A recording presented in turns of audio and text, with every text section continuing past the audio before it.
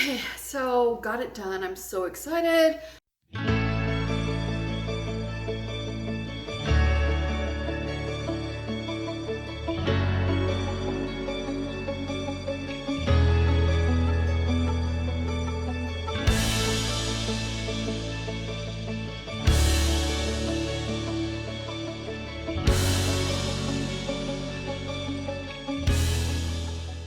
So we're gonna be pulling out all this tile and replacing it. So I got tools under the Peninsula right now. These cupboards are on top of the tile, so we gotta remove those. So today I'm gonna start off with, well, depends. I went and twisted my knee, so fun days.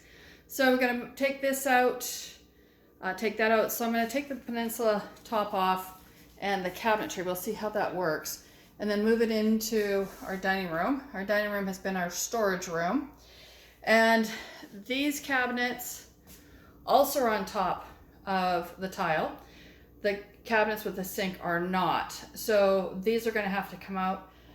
Tile, not gonna be fun getting that out of here, but gotta start somewhere. So I'm gonna get to it. Countertop off. You can see previous colors that were in here. So now I just gotta unhook all of this so that we can get this moved, but I'm gonna have to break the tile at the bottom that are underneath it. Okay, so some interesting stuff. It looks like a piece of the plywood's been cut out of there. I hope that's all it is.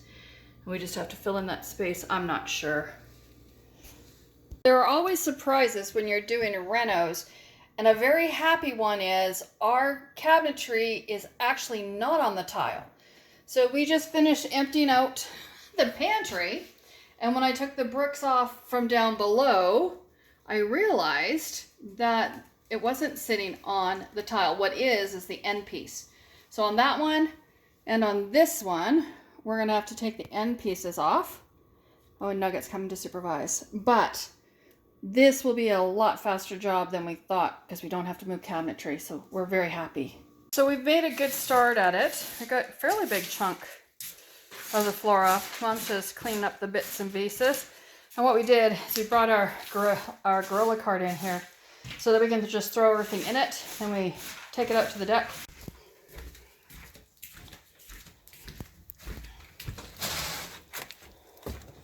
So park the pickup right close here, so just easy up and over.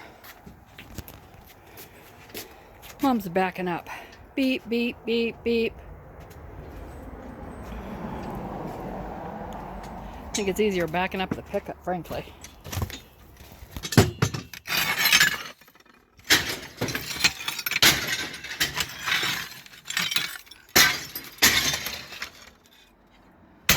This part of the flooring has come off really good.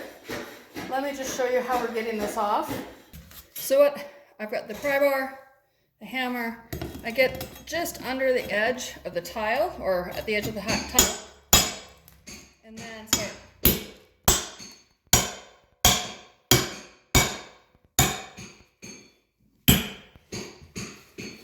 Trying to do this without hitting my camera.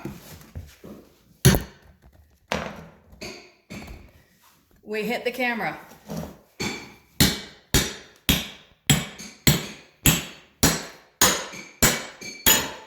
So I keep it low so I don't gouge the plywood. Oh, that one came off pretty good, but you can see we're missing all of the cement there.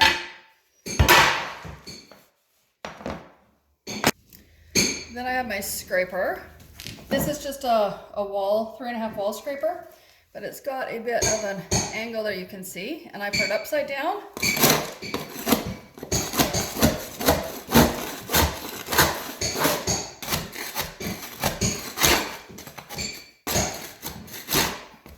And if it doesn't work, you give it a couple whacks.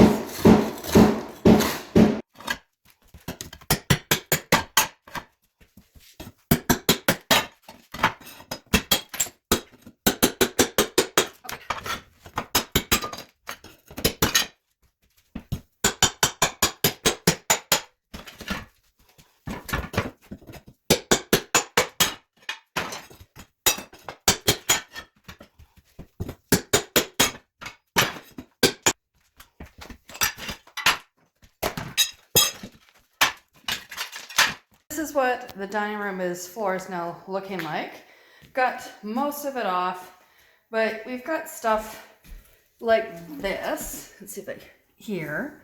So I bought this, and I don't know if it's gonna work or not, but we're gonna try that as soon as my dust shroud gets in tomorrow and see if it will take that off. So on to the next step on this floor. But I still have all of this to do. There's lots of it. So the job goes on. One of the disadvantages of having a big kitchen area. We're on the last bits of cleaning up the floor. Mom's going along all the areas that I can't get to with the grinder. You can tell I got the big part of cement out. It's starting to look a lot better. You can tell dining room looks really good. All the junk there is what Mom's brought out. So let me show you what I do to grind it off. So I have my grinder hooked up to my DeWalt vacuum, shot vac, and had to get some pieces to get the dust shroud. And then inside I have the cement grinder, and this sort of collects the dust when you're shaving off all those little pieces that are left. So like right here, you can tell I can't run my finger over that smoothly. That's cement. So I need to cut it off. So let me show you what I do. This is me with my protection gear on. It's important to wear a mask, glasses. Oops, I'm fogging up. And that's how we get it done. So really important when you're working with all this dust to have a mask on. The glasses to protect the eyes. And let me show you how I grind this. So very important is to turn the vacuum on first. Otherwise you have dust going anywhere. So I'm going to turn the vacuum on and we'll get this started.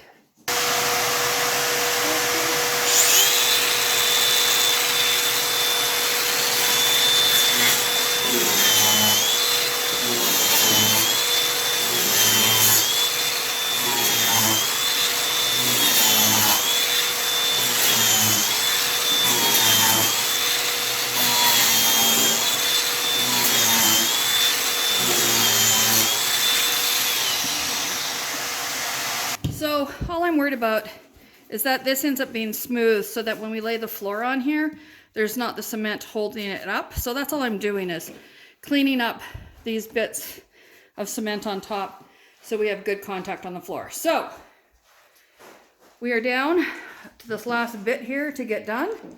And then tomorrow we're gonna start laying floors. I'm excited, very excited. Okay, so we have it done. It's a lot of work, but it's now out of here. Let's take a look and see. All the tile, all the mud has been taken off and ground off. And I can't remember, but when we took the load to the dump, it was 1,000 pounds or 600 and something kilograms. So now we have new counters coming on Tuesday. So we got to get the floors in, because we need to put the peninsula back in here. Got to find something and fill that hole. And now I'm just going to get the screws down. We'll get it vacuumed and we're almost done. So the reason we're putting screws down is there is only these staples in the floor. And we don't want the floor to loosen up over time. So we're just going to drop some screws in, not as far as that is, and make sure we don't have any issues with our floors squeaking or loosening over time. Oh great, I'm gonna have to switch out this because it just keeps coming out. So we'll get this all done and see what it looks like. Okay, so I didn't realize I would need the screws as much as I did, or do. I'm gonna see if you can see when I do it here. It'll suck the floor. It's sucking the floor in, even though all these staples are in it. Not sure if you noticed that. So it just goes to show you, there it goes, why it is so important to screw your floors down. Okay, so got it done. I'm so excited. The floor is prepped, ready to go for the new floor to go in. And oh, I just noticed something else I need to take off. So we've taken off tile off the walls here, and I see that I got a piece of mud right under the cupboard. So let's talk about why I would not do tile. We bought this place almost 3 years ago, tile upstairs, in the bathroom. Now the tile in the bathroom is quite pretty and nice, and it's just a small area. We might be covering that up with the vinyl planking, not sure on that. We have tile downstairs, and we're not taking that out. It's there. Up here, the biggest reason, well, not even the biggest reason. So when we first moved in, we thought, oh, it was summertime, and we'd walk in the house, and the tile was nice and cool on the feet and felt really, really good. Then comes winter, and the tile feels nice and cool on the feet. And we found that we turn the heat off at night, turn on in the morning, and we found it just took, the tile just seemed to suck the heat out of the house. It takes a long time for it to heat up. And then not only that, tile would be down, and you would be in the kitchen working, and you'd sort of step sideways, and you'd hit a ridge. But the biggest reason why, and you need to think about this if you're gonna have your forever home, is if you have back pain, knee pain, hip pain, it's a killer to be on tile. And we like to cook and bake and all that kind of stuff. And tile is nasty for that. Now the cool part, if you're just putting in tile, you can put the heating system underneath it or not. But I personally will never put tile in. If you've got arthritis and you could be younger or whatever and think, oh, that's not an issue. Wait till you're 60. And then, and who knows? But anyhow, the floors are prepped. Gonna bring up more flooring from downstairs. We've got flooring up here, and we're gonna start the flooring today. And this part is another job done. So thanks for watching my mini homestead. And if you want to keep seeing the rest of our renos, be sure to subscribe and click on that notify button. And I'll be talking to you later. Bye from my mini homestead.